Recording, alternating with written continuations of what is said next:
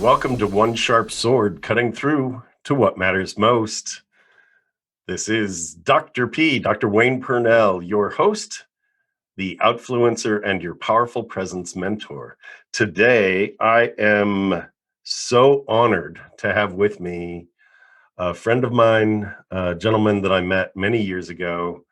He is making a tremendous impact in the world. It seems like that's what he does. That's his life and his legacy is to make a huge impact.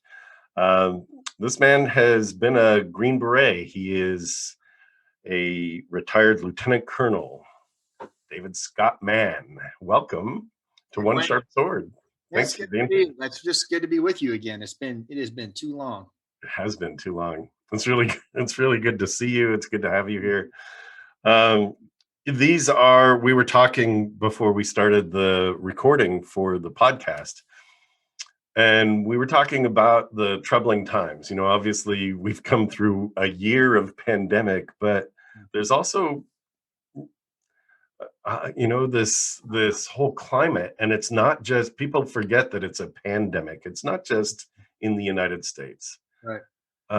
This whole kind of feeling, I don't want to start on a downer, but I think it's a reality. There's this feeling of trust being low is what we're talking about. So talk a little bit about your history and how you were able to build trust even when that was not a thing, so right. Your history is amazing, and I really want to share that with our audience. Oh, thank you. I had the good fortune, Wayne, to pursue a dream that I'd had since I was a 14-year-old little boy growing up in a logging town in Arkansas, Mount Ida, by the way. It was a dream of being a Green Beret. And the reason that dream came to pass or even got started was a Green Beret just happened to walk into our soda shop in that little one-horse town that didn't even have a stoplight. And he had his uniform on and his bloused boots. And, I caught a glimpse of his green hat as he stuffed it in his waistband and just kind of sauntered in. And I tell you, in that moment right there, I knew that's exactly what I wanted to do. And I was truly a runt of a kid, the most unlikely of candidates to go do that. I probably weighed 105 pounds soaking wet. And, but this guy sat down with me. His name was Mark. I went up to him and I talked to him and I was just enamored by his presence, the way he carried himself. And you know how it is. You see someone like that and there's something about them. And when he sat down, and it was really when he started to tell me about what he did that I became so fascinated even more. And he talked about Green Berets and how they're different than SEALs, and Rangers and Delta, the folks you see in the movies, how they go in, they kick doors down, they take a target out, and then they come off the target very quickly. They usually do the mission themselves. And Mark explained to me that Green Berets, their expertise is unconventional warfare, guerrilla warfare. So they parachute into occupied territory behind enemy lines with just like 12 guys and girls, and they get connected or they get surrounded on purpose. They immerse themselves like in the language, the culture, the environment, and they help the little guy stand up to the big guy. And that became a real fascination for me, this notion of helping indigenous people stand up on their own and fight back. That's fantastic. It's amazing. You talk about Mark, and I find myself sitting up a little straighter even as you're telling his story. It's like, that's awesome. So you entered the service. There was no guarantee that you'd be a Green Beret. You had to be super dedicated to get there. Yeah, right? And I don't know if you can hear it or not. I got the lawnmower going in the background here, so it's more COVID surprise that we all get these days. But there was not a guarantee. In fact, one of the things about Special Forces Ranger School, the SEALs, is that it's almost a guarantee you won't make it. It is very, very selective. And I was not, I didn't appear to have the acumen for it. I was very skinny, very scrawny, no military background. And in fact, I failed every school I went to leading up to Special Forces, failed Special Forces training twice and had to be recycled. And, it was very, very difficult, and it took a long time to make it through, but I eventually did. And I spent the next, of my 23 years in the Army, 18 of that as a Green Beret. And I deployed to Peru, Ecuador, Colombia, Iraq, multiple tours in Afghanistan. And I loved it, man. I loved every second of it. I served with some of the most amazing leaders in the world. But, really, Wayne, what I came out of it with more than anything else, looking back on it now, is I learned how to read people. I learned how to connect very, very deeply. And I learned how to do it in places where trust was so low that if you didn't make a connection in like 5 minutes, you might end up dead. And that, to this day, I'm so grateful for, because I do believe leadership in low trust situations is one of the biggest crises we're facing as leaders here in the United States, whether you're a PTA leader or whether you're a politician or somewhere in between. Leading in low trust is going to be the order of the day for quite a while. That's amazing. That's amazing. Your history, you have an amazing story about being dropped in the middle of what would be enemy territory with 12 guys. And you explained at one point the idea of insiders, outsiders, and interlopers. And can you talk a little bit about that? Because I think that is just conceptually, it is so worth sharing. If you can talk a little bit about what brought you to create what is now Rooftop Leadership.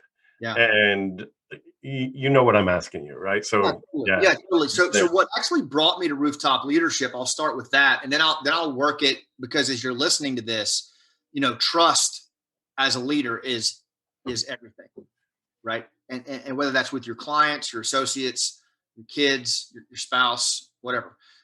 Trust is a biological necessity, but there's a lot about trust that we've lost connection with and we've lost understanding of. It's not enough to just instinctively build trust.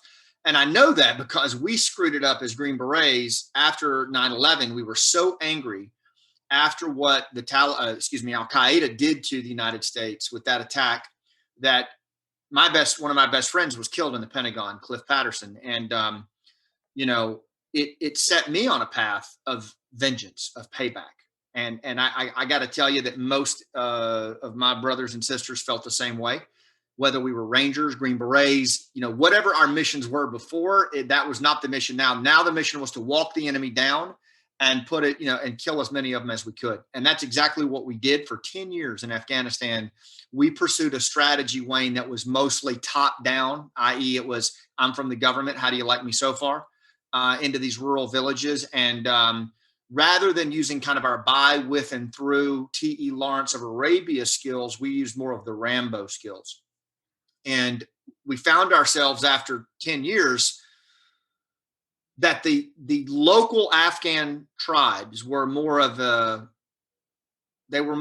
antibody to stability than they were an accelerant, and they were closer to working with the Taliban than they were to us, because the Taliban seemed to understand them better. So I tell you all that, right, because we were losing the war. In 2010, we looked around and there were more Taliban in the rural areas than when we started the whole invasion. So we had to reframe everything. We had to rethink everything. And that meant getting back to our roots. And I was fortunate enough to be selected with a handful of Green Berets that designed and implemented a strategy called Village Stability Operations. And you've heard me talk about it. It's in my book, Game Changers, that I wrote about the war.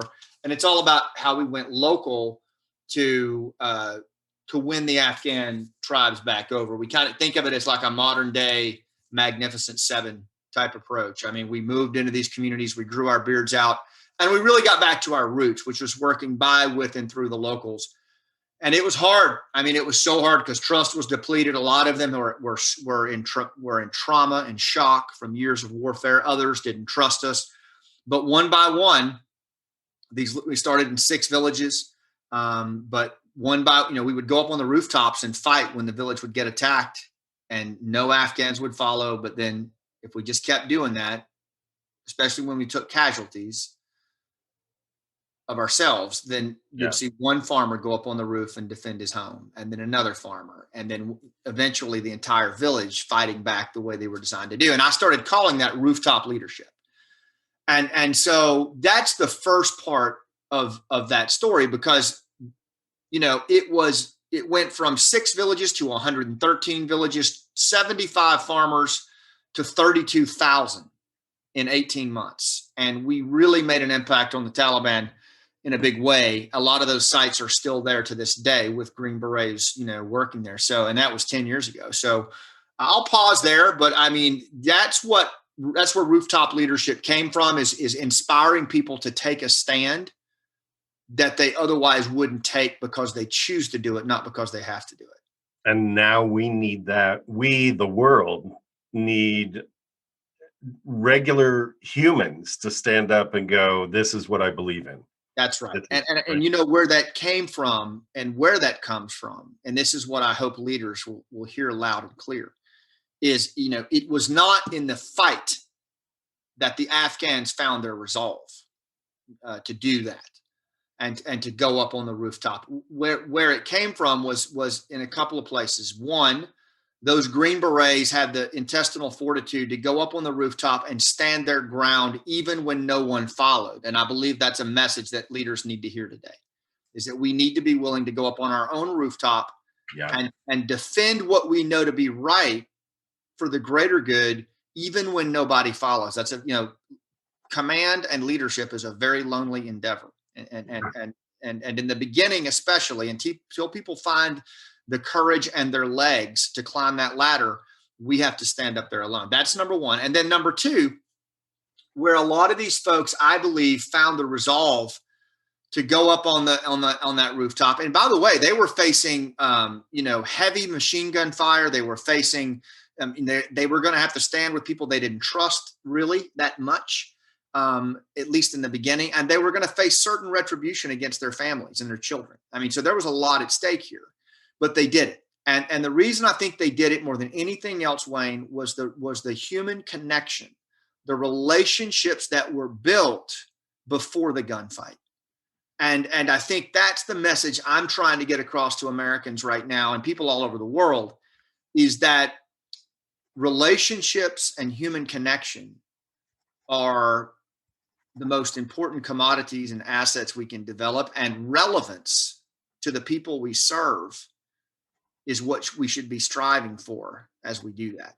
Forget about being the most experienced, forget about being the best, forget about being, whatever metric is, how relevant are you to the people you serve and how connected are you to them? And if you are, then there's a good chance they'll follow you when risk is high and trust is low.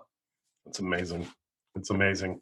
Relationships is a theme of this podcast. The one sharp sword cutting through to what matters most, and what comes up over and over again is relationships. I've had senior leaders of major organizations as guests, and it's like, we could have power played it, but what matters is the relationship, and I think that's huge.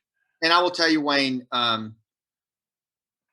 I told the cradle to grave story from 9/11 all the way up until village stability and rooftop came into play for a reason, and this is what I tell skeptical corporate leaders today who look across me like, oh, this is soft skill stuff. This is kumbaya stuff. And I'm like, look, check it out. For the first 10 years of the Afghan war, I focused on shooting people in the face, right? So I know what that coercion looks like. And I'm here to tell you, not only did it fail, it was epic fail. And 10 years in, there were more of the enemy than when we started. So you tell me, right? The epitome of coercion, which is surgical lethality, killing the enemy, put us in a position where there were more of the enemy than when we started. Yet when we changed to relationship-based approach and standing shoulder to shoulder with people and empowering them to take action, these were the same people that were shooting at us 2 years prior, right? And now they're up on the roof with us. So I guess what I'm saying here is that what works in life and death works in life and business. Humans are remarkably similar in how we're wired to navigate the world. And all we were in was a low trust petri dish of what we're in right now. Yeah, amazing. Now you talked about trust, which is another thing. So bringing it, you talked about in groups, out groups, and one of the things that we had to do, Wayne, to get into these villages, and I had the good fortune to experience, was as we were scaling this program up, moving into these villages, we had to really ask ourselves some hard questions, like how do we overcome these trust deficits that have been built for years? I mean, these people have been at war for 40 years. We had pissed a lot of them off by how we had approached it for 10 years.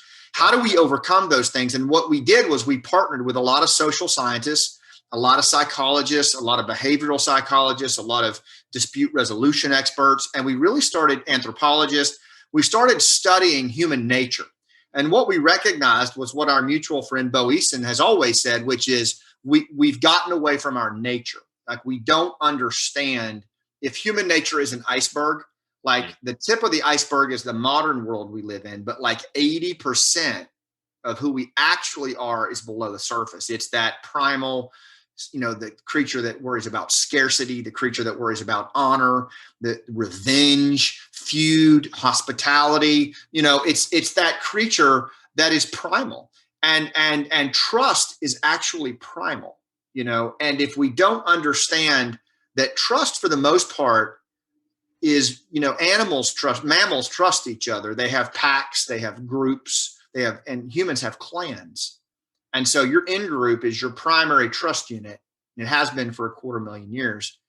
This experiment of America that we live in got us beyond our in-group and gave us a mechanism to trust beyond our race, our religion. But it's not permanent, and it's not a natural state of affairs.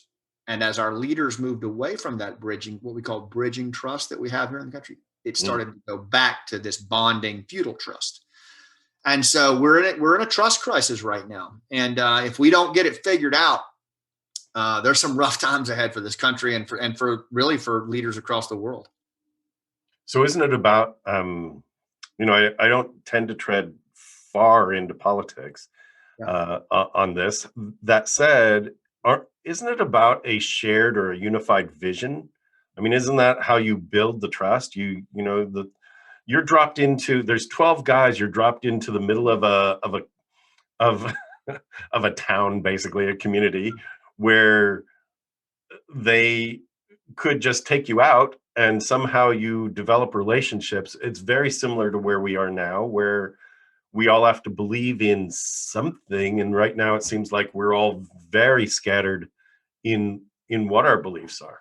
Yeah. So that's a great way to frame it. And, again, I think the more we can understand the real essence of trust as leaders, the more we can navigate our world a bit differently. And the first thing, as I would say to anyone listening to this, is take a look around the world right now as people are storming Capitol Hill, as people are punching each other in the face if they get cut off in traffic, or unfriending someone on Facebook for wearing a mask or not wearing a mask who they've been friends with for 30 years. Take a look at all that and ask yourself honestly, am I okay to hand this to my kids? Right? Like, just look at that. Just look at don't get into all the Fox News, CNN stuff. Just look at your arena, like right around you, and go, am I leaving this better than I found it?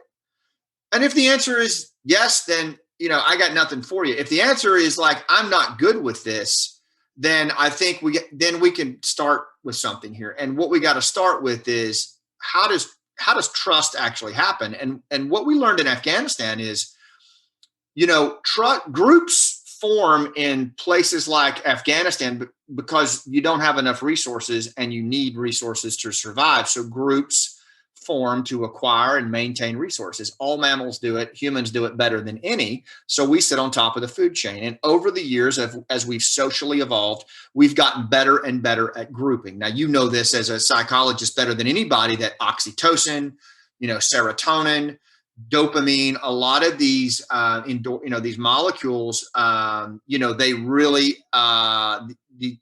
they have an effect on how we group and how, reward behavior for grouping or don't group. Right.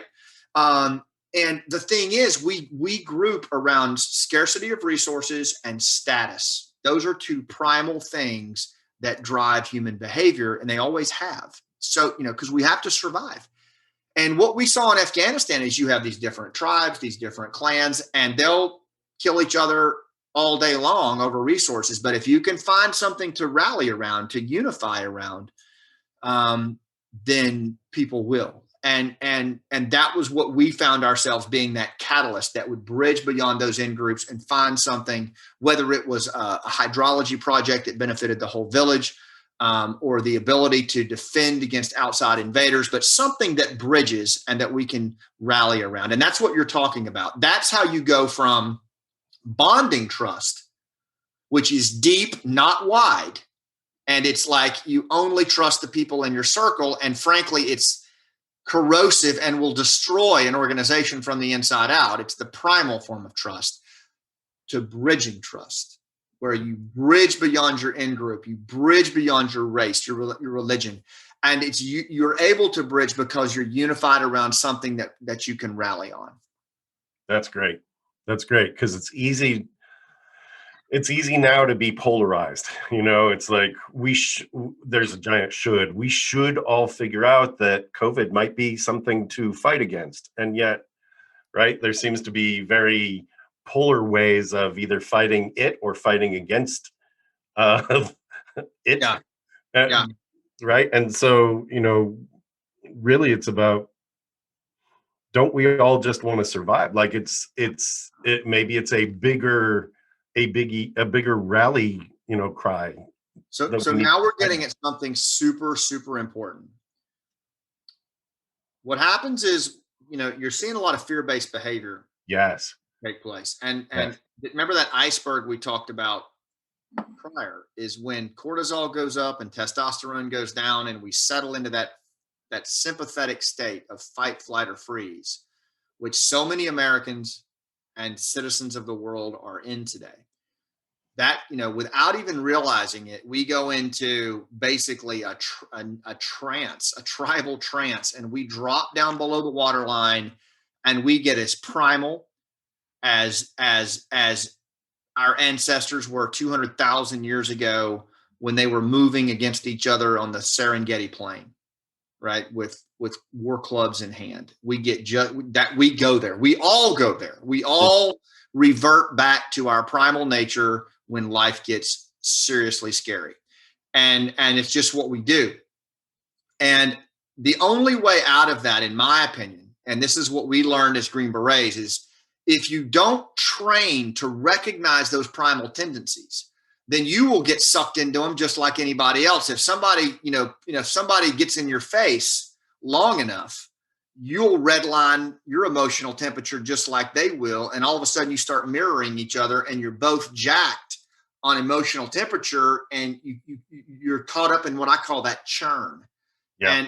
And so as a leader, we have to recognize that when that starts to happen, step back from it and manage our own emotional temperature, whether it's 3 lower body breaths or whatever, and not get sucked into that.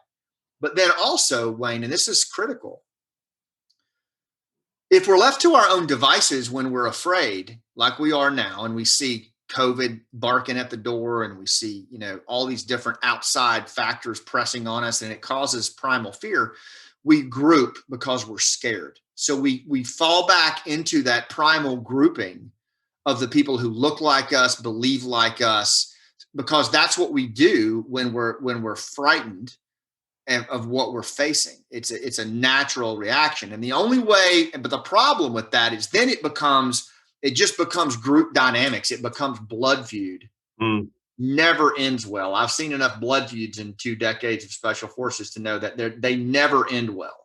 You don't have a good outcome from that, because all of these clan dynamics are pressing on each other, and each group has its own agenda, and it's pretty much salt in the earth, kill the firstborn until somebody's left standing. That's where you see these organizational sinkholes just open up, and it's just bodies everywhere. It's ugly. It's only leadership that can create a vision that gets beyond that in-group behavior, that brings those emotional temperatures down and bridges across those groups. And I don't see many leaders stepping into that arena. Yeah. which is where each of us comes to. We as individuals need to be the ones that step forward Yeah. and say, I see you. Right. One of the messages I bring is, I see you, dear human, I see you. And can we start seeing each other again? And that's the bridging of communication. That's the ultimately the bridging of leadership. I was talking to my mom the other day, and you're absolutely right. And she's very upset about the polarization of politics in our country, and how divided we've become, and how angry we are at each other, and nobody's listening. And I think it's hard for her because her sons were veterans, combat veterans. Her grandson's a combat veteran or a veteran. And, it's just hard to watch that. And we were talking about it, and she's like, what can I do about this, other than vote?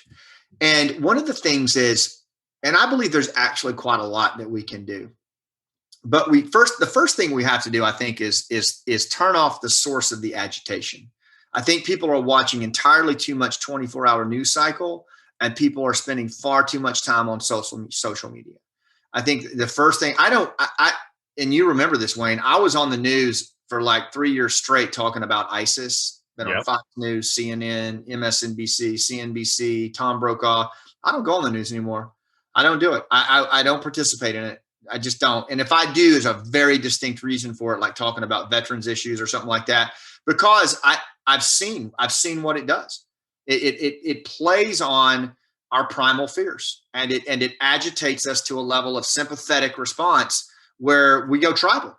And yeah, so I think the first thing we got to do as leaders, regardless of, is we got to turn off the source of the agitation. Sorry, I didn't mean to cut you off. No, that's great. That's perfect. I was just going to say that when we come to a debate, right? When you come to this place where you're really pushing, it's like debate, and nobody comes to a debate saying, I wonder what the other side's going to say, right? And we show up with what's called confirmation bias. We look for reasons why we're right.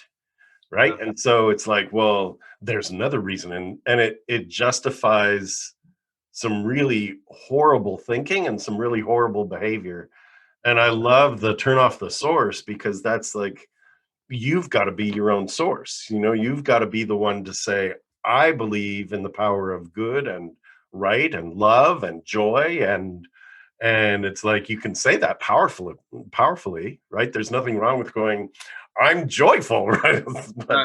but to really choose to be that bridge, right? We have to be, and that's exactly right. We have to choose bridging trust over bonding trust. We have to consciously choose that we are going to endeavor to create an environment where people bridge beyond their own in groups in favor of something bigger and better. And we have to start to tell the story of what that something bigger and better is. I happen to believe that if we look at our Constitution, if we look at what this country is founded on, if we look at the emphasis of diversity that is supposed to be in place, e pluribus unum, out of many come one, I believe those are all still very valid principles. And sure, we did not get that right. There are a lot of social justice issues that need to be fixed, that need to be corrected. But to my dying day, no one will ever convince me that group dynamics are the way to fix that. They're not. There has to be, in my opinion, a bridging approach to how we do this. We have to fix it together, and we have to find a way to bridge beyond our in-groups. And if we're advancing one group over the other, it's a very slippery slope. And again, you're going to have a hard time getting to that bridging solution where you have a sense of abundance, where people feel psychologically safe, deeply connected, and a shared future, which Daniel Cole says high-performing cultures have to have those three things. So, we have to decide as leaders, what do we want our own arena to look like? What do you want your business to look like? What do you want your community to look like? What do you want your family to look like? Is it going to be bonding trust, where in-groups and out-groups are fighting over resources and status? Or is it going to be bridging trust, where there's a vision that unifies the people in your immediate arena around something bigger? How do this is interesting because it's like you've got this bridging trust that unifies people, that creates this group. Doesn't that create a group that could then be bonded versus bridging? Yeah. Right? Couldn't it at that point just be polarized and go, okay, well, we created our group and now ta-da, our group is better than any other group, and suddenly you've got bonded trust versus bridging trust. And that's why I think it's so important to continue to learn about our own nature, to Mm, learn that by definition, humans are meaning seeking, emotional, yeah. social story animals who struggle. In other words, we're a mess. M-E-S-S. But that social piece, Wayne, is we are, is it Matthew Lieberman, I believe, in the book Social, he says that humans, we're the most social creatures on the planet.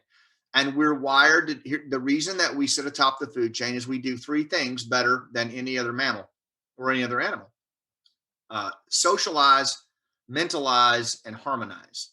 Mm, We can socialize. In other words, we can make connections right out of the gate. We can connect with empathy and reciprocity. Mentalize. We can actually see the pictures in the head of the other party. You and I can be talking, and you can finish my sentence for me. There's no other animal on the planet that can do that, and we don't even really think about it. But we can actually see the movie that's playing in the head of the other party if we're attuned. Right. yes. And when we do that, this mental coupling happens and oxytocin starts to course through the body. And we start to experience a level of connectedness and reciprocity that's inexplicable, but yet it happens. Or when a story is told and it unifies us across socioeconomic status and race because it's a story of struggle. And then finally, harmonize. We can actually bring your goals and my goals together, and we can move in a common direction. And humans have done it for a very long time, hundreds of thousands of years. I was on a podcast interview yesterday with a guy named Eduardo Lujan. He's Jerry Lujan's dad. Jerry was in Bo's group for a long time, and Eduardo Lujan he founded the Hispanic Cultural Center in New Mexico. Mm, He is an icon in leadership in the New Mexican government. He's so well respected. He's in his 80s now. And I asked him, I said, Edward, what's wrong with leadership today? What's going on that's different than when you were, a statesman? And he said, there's no respect. No one respects each other anymore. He said, when I walk the halls of, the New Mexico Capitol, when I was a statesman, Democrats and Republicans would rally around certain things. There was disagreement, but there was always civil discourse. mhm. There was always civil discourse around the issue, and we would find a way to harmonize and get it done. And he said, you don't see that anymore. It's gone. And there is no civil discourse. And I said, well, why is that? And he said, leadership. Right. If you want to have civil discourse, this gets to your question. Yeah. How do you prevent that bonding? Bonding trust is going to happen if left to its own devices without active leadership. It is the leader's responsibility to paint the vision of what could be one stroke at a time on the canvas. And let me ask you, when is the last time you saw a leader in politics paint a vision that bridged their group with other groups? I can't even remember when I saw it last on either side. Yeah. Yeah. It's yeah. It pre-60s maybe. Yeah. Who knows? Yeah. Yeah. I mean, Yeah. Kennedy used Eisenhower as a mentor, and it's like, right? It's like there you have, right? Yeah. It's interesting you say that. There's a book by Robert Putnam that has actually given me some encouragement. Robert Putnam wrote the book Bowling Alone. It was really a groundbreaking book he wrote as a social scientist several decades ago, but it was about how Americans have built social capital and then lost social capital. And he says that social capital is really that trust, that reciprocity that we feel with our neighbor is essential to America. And he talked about a French, I think he was a French diplomat named de Tocqueville that came to the United States in the mid 1800s. And he was reporting back to France on how this strange experiment in democracy in America operated. And he wrote back to the French government because he was very impressed at that time. He said, the Americans have figured out individualism rightly understood. Oh, nicely said. I thought that was fantastic. Yeah. So individualism, but yet with a sense of community, just enough. And the other thing that Putnam says in a recent book that he's written, and I would recommend to your listeners to check this book out if they indeed want to know what's possible for our society in these low trust times. And it's called The Upswing. And again, it's by Robert Putnam. And what Putnam basically asserts in this book is that in the early 20th century, at the turn of the century, from the 1900s into the 1900s, America was in a place that is very similar to where it is right now. Huge gap between the haves and the have-nots. It was the Gilded Age. The Industrial Revolution had separated folks massively from the titans of industry, a very high level of wealth and a small percentage. You had crime was rampant, polarization in politics, immigration was really unmanageable at that point. And there was just a lot of strife in the country, and people thought America was on her last leg. And all of a sudden, a movement started in the early 1900s that ranged from two drunks in Akron, Ohio, starting a little thing called Alcoholics Anonymous because they figured nobody else could get them sober, so they got themselves sober. Yep. The Rotary Club, the Kiwanis Club, the NAACP, Future Farmers of America, the Junior League. I mean, literally every club that you and I knew and that our parents were in that lasted all the way up until 1965, the longest period of social capital, of bridging trust in our history took place. And it was mostly bottom up, it was mostly grassroots. It was people who looked around and said, you know what, nobody's coming, so I guess I'll do it. I guess I'll form something that helps, local businesses connect to citizens. We'll call it let's call it the Rotary Club, and it happened. And then we started this downswing in 1965 that we're still in. And Putnam believes that we're due for an upswing. Putnam believes that the conditions are ripe for leaders to step into their own arena and create these movements like happened during that time, because there was no coherence to it. I mean, yes, Theodore Roosevelt created the Park Service and FDR did the New Deal, but there was no grand strategy. It just happened because things got bad enough that Americans stepped up and said, nobody's coming, I'll do it. I think he's right. In fact, at Rooftop, our motto for 2021 is we're going to operationalize the upswing. We're going to create 10 million we're going to create 10 million rooftop leaders in 10 years. But my message to anybody listening, Wayne, you've got such a great audience, is I don't think we need to wait any longer for leaders to give us permission to bring the emotional temperature down in our own arena and start modeling what bridging trust looks like. And if we can do that, I've seen it enough time in rough villages. When leaders do that, fear is contagious, but leadership's more contagious. I love that. That's awesome.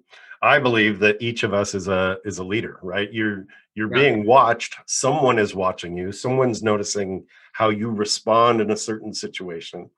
And if we agree that nobody's coming, it's up to me, right? It was Zig Ziglar that said, if it is to be, it's up to me, right? That we choose to step in and own our lives, and we don't make that protective. We don't turn that into a bonded trust with ourselves, but really make an agreement that is a bridge to seeing others and lifting others. I believe that leaders lift, right? They lift as they lead, and that's our obligation. I agree, bud. And I will tell you, just again, to bring this back to where we started, most, by definition, Green Berets go to countries where bonding trust is the baseline of social capital. By definition, I mean, they drop us into the places where there's these in groups and out groups competing over resources, and you have chaos. But by definition, that's what chaos is these groups that are literally, fighting over whatever the scraps are. And there's no rational into it because each group is advancing its own agenda. Again, this experiment in democracy that we have here is a bridging trust environment that recognizes that the group is not at the epicenter of society. The individual, an empowered individual, is at the epicenter of society. But the only way you can have that is if you have an environment where you can bridge beyond your own group, and that you have mechanisms like a constitution and rule of law that enforce that and create that. It's almost a false system in the sense that it gives safety for the individual to pursue their own path, right? But Wayne, it has to be individualism rightly understood. We cannot abandon our nature or our sense of community, and to some degree, bonding trust. I mean, it's okay to bond with the people in your family, your community, but we shouldn't allow that group behavior to dominate how we treat other people, because if we do allow that, by definition, the people that are not in our circle are the enemy. Yikes. That's heavy stuff, Scott. That's wow. Right. So the takeaways here, that each of us is a leader. Each of us can be, as individuals, we need to be leaders. As individuals, we need to form community, and that community needs to bridge beyond just the immediate community that we build. Absolutely. And a couple other things that I would say, we are at Rooftop Leadership. We are building a movement of empowered leaders, and we're taking the Green Beret skills of relationship building and human connection, and crisis leadership, and we're teaching that now as a methodology, as a rooftop methodology, and we're doing it in a range of ways. And I do hope that people will come work with us. I hope you and I can continue to work together, because our idea is, we teach this methodology, and then it informs whatever you're building. You go do your thing. We need you to go do what you're doing. If you're coaching a travel team, if you're building a martial arts studio, it's a small business, what we need are responsible leaders who really understand not just the art of human connection, but the science. They know how to be storytellers, active listeners, those Lawrence of Arabia skill sets that we've developed over the years in special forces. What got us here is not going to get us there as leaders, because the trust is too bad right now. So leaders need a new skill set. And that's what we're trying to put forward. And I think that anyone listening to this, what I would say is, take a look around your environment, do what you said, make a conscious decision to do better, to create a world that is bridging in your own community, and look for ways to make a connection. Like just make a connection with folks. You'll be surprised what that can do, because nobody's listening to anybody right now. Yeah. Time to listen. Right. Time to be deliberate. You've got this amazing movement. The Rooftop Leadership is incredible, and what you teach, it's so good, and it's so parallel, which is why we're connected. I talk about being deliberately, actively, positively uplifting, and you're giving people the skills to be able to do that. You do that in small groups, right? You do that you've got a couple of books out now, right? Yeah. And we've got another one coming out real soon. That's awesome. And it's actually called Rooftop Leadership: How Green Berets Lead People Who Are Reluctant to Follow. And I can't wait. And I think that's what we all have to do nowadays. I can't wait. That's awesome. So if people want to find out more, obviously, Scott, where can they find out about you? Where can they find out about Rooftop Leadership? Yeah, thanks, Wayne. So rooftopleadership.com is our website. And, I would encourage folks to go there. First of all, we have a whole segment that's totally free, a video series called Leading Through Chaos. That is all about, we filmed it right after the pandemic hit. And I basically took combat lessons from leading in crisis And we did a video series for leaders so that they can take a lot of those lessons and put them into play in their own arena. And it's like 600 people have signed up for it. It's pretty cool. But that's there. It's free. There's also our vlogs we do weekly that we talk about a lot of these human connection skills. So I'd say just go there for starters. And we have a Rooftop Live event where we do for 3 days. We actually teach leaders how to do these human connections, from telling their story, active listening, rapport building. And that's 16 through 18. And that'll be on the website. And just keep doing what you're doing. I mean, Wayne, you're building such a great movement. I hope that we can continue to collaborate on this, because we need as many leaders as we can in the arena. Oh, and we also have a podcast, Rooftop Leadership Podcast, and I think is worth dialing into as well. It's so good, Scott. You've got so much going on, and you're making an impact.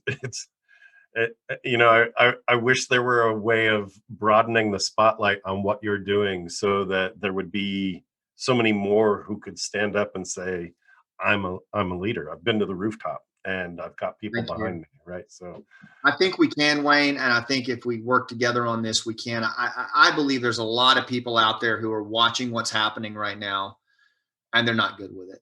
I really believe that. I really believe that, but we have got to stop giving our power away to politicians that we wouldn't let near our kids if they were teachers in a school. Mm-hmm. Agreed. All right. Well, I usually like to end on a positive. I think it is positive though, because I'll put it this. Yeah. We do need to end on a plan. And the positive note is like nobody's coming, so we have to do it. But I like those odds.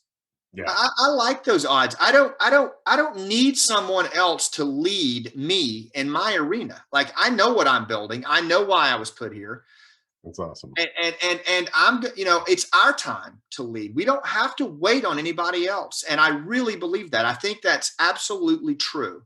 And we've got this deformed definition of what leadership looks like based on the 24-hour news cycle and social media. And it ain't that. Leadership, I saw it time and time again in those little villages that turned into a brush fire.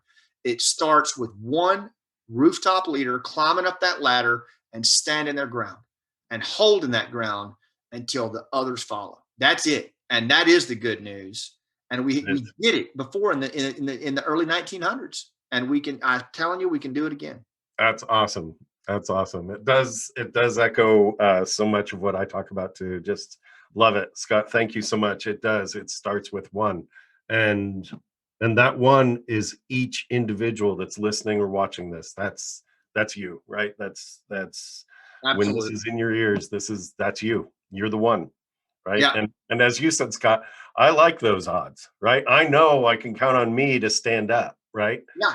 And if it feels reluctant, if you're sitting there going, "Ooh, man, that's exactly what it's supposed to feel like." That is what leadership feels like. It never feels like you're going to spike it in the end zone. This kind of leadership is going to make you feel like you're about to throw up in your mouth. And that's okay, because that's actually what people follow when trust is low. They follow that reluctant leader who's kind of like, "I'm not sure I'm the right," but you are the right one. And that's just resistance, as Stephen Pressfield says. That's just self-sabotage telling you you can't, and it means you're inches from the goal line. That's awesome. Right? Each of us relates to that. That's it. 100%. I feel like I'm an imposter every single day. And yet you keep on. It's so good. So good. You do. All righty. Well, anything else you wanted to say? No, man, that's it. I think this is a long conversation. I hope we can have it again. Yeah. We need to start by just looking for ways to make a human connection in everything that we do before we advance our agenda, before we try to spew what it is we think is right. Make a connection, see the pictures in the head of the other party, and really try to get a sense of their goals and their pain, and then see if there's a way to bring that together, and just do it one at a time. That's how we do it. That's perfect. My guest today, Lieutenant Colonel retired, Scott Mann, just a amazing gentleman, former Green Beret, has brought us so much today. Thank you for being here. This is, Thanks, Wayne.